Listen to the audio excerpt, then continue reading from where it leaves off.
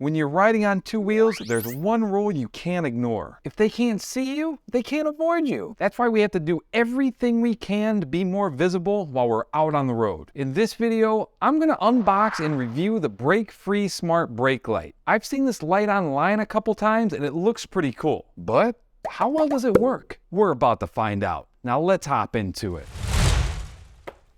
First off, I want to thank Brake-Free for sending me this light so I could do an honest review on it. As always, I'm not going to promote a product unless I would actually use it myself. Let's talk features for a second. This light is special because it's completely wireless. You don't need to use any apps or connect it via Bluetooth to use it. So how does it work? It has sensors in it so it knows when you're braking or slowing down. This is great because sometimes we use engine braking to slow down. That means we're not using our brakes, so our taillights aren't going on. This will give the motorists behind you a heads up that you're slowing down. It has a rechargeable battery that's supposed to last 8 to 12 hours depending on which mode you have it in. This light is IP65 waterproof and weighs in at 7 ounces, so it's really light. For the light itself, it has 100 LEDs and it's a single one-button operation, so they keep it simple. Now let's unbox this bad boy. This is the packaging that it comes in. Very nice professional box, I like it. Let's go ahead and open it up. Inside the box here, it comes with a mounting template. Then of course you got the directions that nobody uses, obviously. Then the main attraction, the lights. One thing that I didn't realize before I threw this box over my shoulder is it has a secret compartment. It's not really a secret compartment. I'm just stupid. Remove this little compartment, then it has the USB charging cable, the mounting bracket, and an alcohol swab. Here's the light. Feels like it's very well made, very sturdy. On the bottom here, you have a rubber plug for the charging port. Your charging port right here is just your standard USB connection. I kind of wish it was USB-C for faster charging, but it's all right. If you turn it around up top here, this is your power button that controls everything, turns it on, and this is also how you cycle through the different modes. So right here, you just have your normal mode. You click it once, then it's fully illuminated.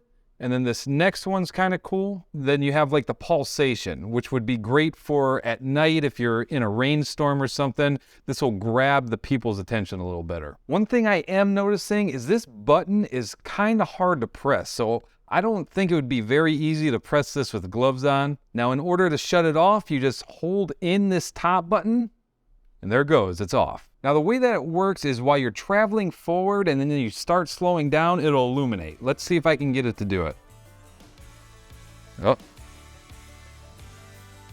There it is. The second feature of this, if you have an emergency braking situation, it should strobe a few times. So let's give that a shot. All right, I'm gonna try to come back and then stop really hard and hopefully I don't fall over. There it is. We're gonna go ahead and mount this light to the back of the helmet now. We're gonna use our handy dandy template for this. To make this easier, I'm gonna use a little bit of Scotch tape so I can just stick the template where I want it. Now I'm gonna go ahead and center this onto the helmet. It has some nice lines on there, so I'm gonna line them up with the creases in my helmet to make sure it's straight. There it is, nice and straight. Oh my God, and I put it upside down. Dumbass. Now I'm just gonna take the included alcohol pad and wipe down the area where I'm gonna be sticking the bracket. While this alcohol is drying for a second, I do wanna mention, on their website, they sell more of these brackets so that way you can put it on different helmets. Now that it's all dry, I'm gonna rub the back of this 3M tape on the bracket. This is supposed to activate the glue. I don't know how well it actually works. Then you just remove the protective film. Then you'll line up the bracket inside the template and press it on there. Once you stick it to the helmet, just apply pressure for a little bit so that way you know it sticks real good. Gonna rip off this template, but I am gonna keep this template because I will eventually get another helmet, so I wanna have this so I can align it. Now you just take the light, line it up with the bracket, and slide it on there. You'll hear a little click, and that's how you know it's secured. With this light on there, I don't have any rattling. I did see some reviews where they said it had a little bit of rattling, but there's zero rattle right here. We have the light all mounted to the helmet. Now we have to test it. Let's roll, baby. Okay, guys, we are on the bike. Let's test this bad boy out. Now, I will say, though, it's because of the camera where it looks like it's blinking. Okay, so now we're coming up to the stop sign. We're gonna do a hard stop. Should have blinked. Oh, no, I can't see because I don't have eyes in the back of my head. All right, and now I am rolling off the throttle. using some rear brake.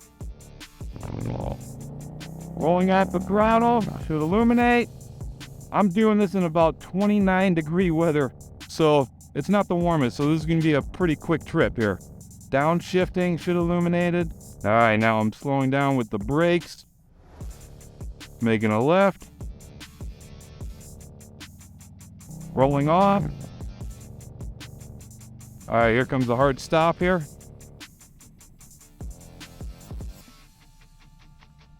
Should have blinked. Coming to a stop. Should be on.